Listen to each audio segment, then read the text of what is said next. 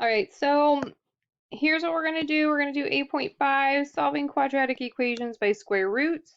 So when we did this in class, when we were doing square roots and cubed roots, we would take a number, a variable, and we would take the square root or the cube root of it. So if you remember, 36 can be broken down to 6 squared, and you get an answer of 6. That's your square root because the radical and the exponent cancel because they're the same.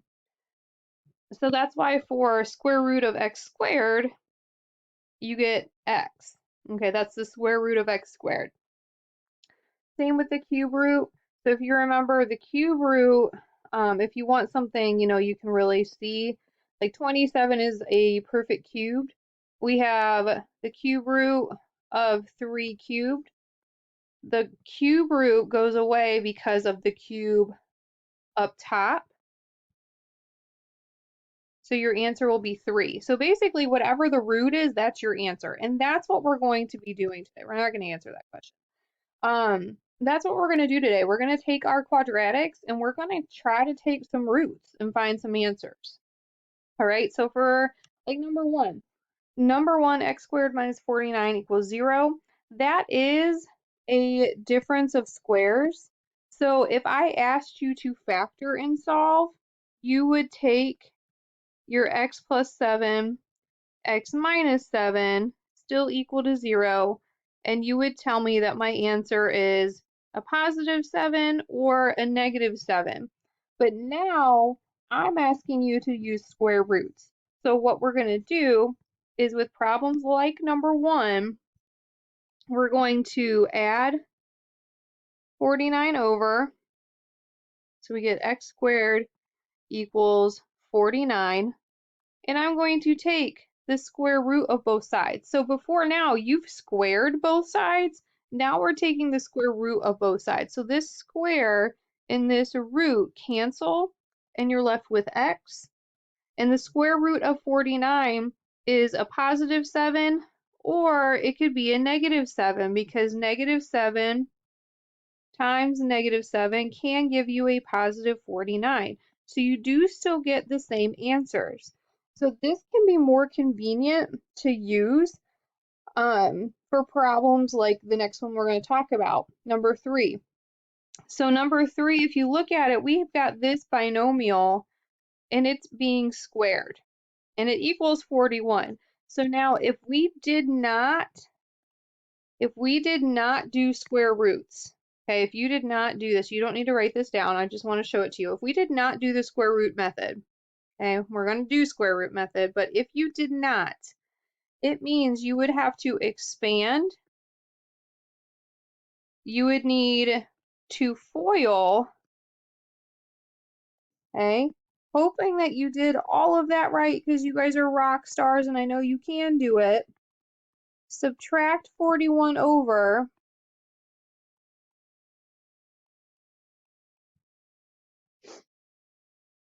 that's what, 16? And then you would have to try to factor it and set them equal to 0. That's a really long process, and we're not going to do that.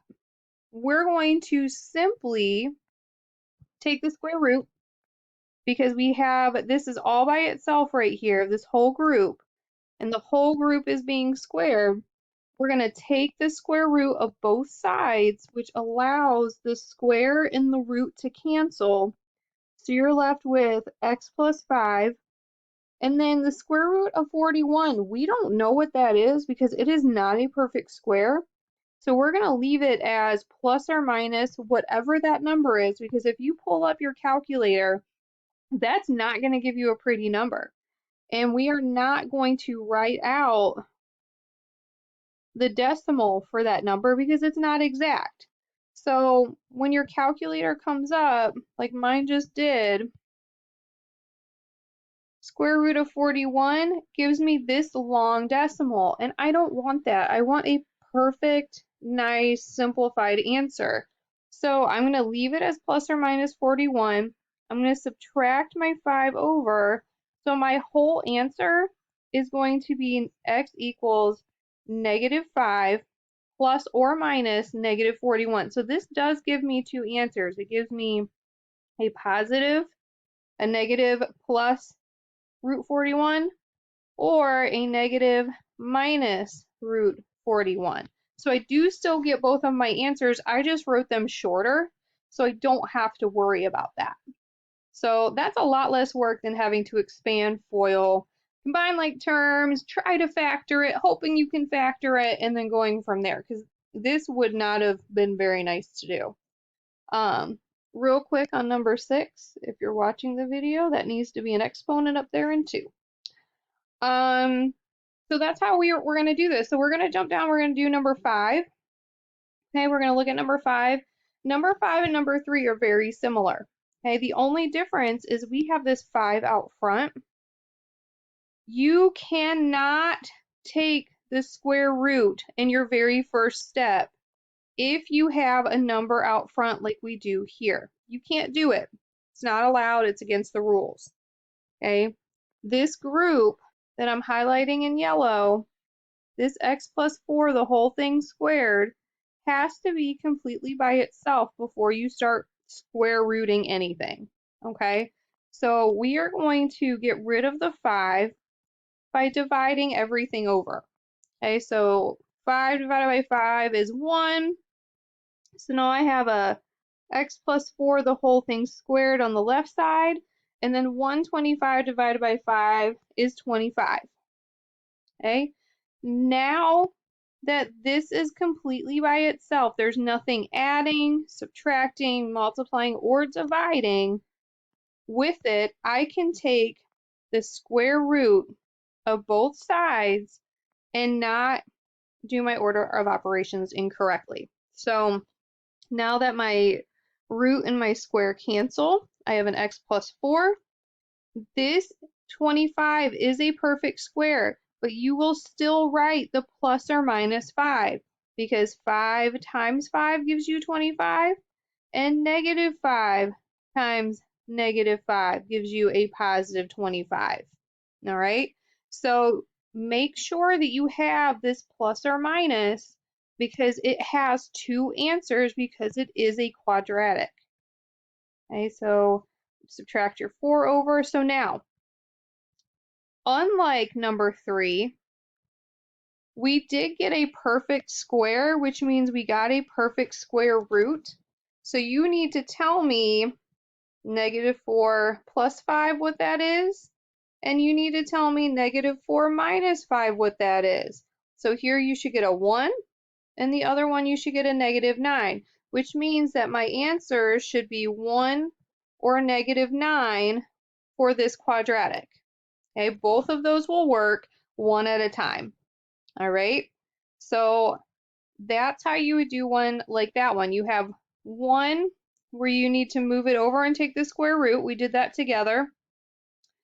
3 where you take the square root of a binomial. And 5 where you had to move stuff around to get it by itself. And you would do that if there was addition.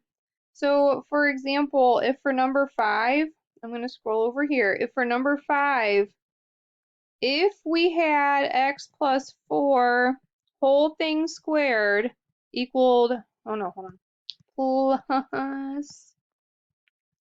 plus 5 equals 30, you would need to move that 5 over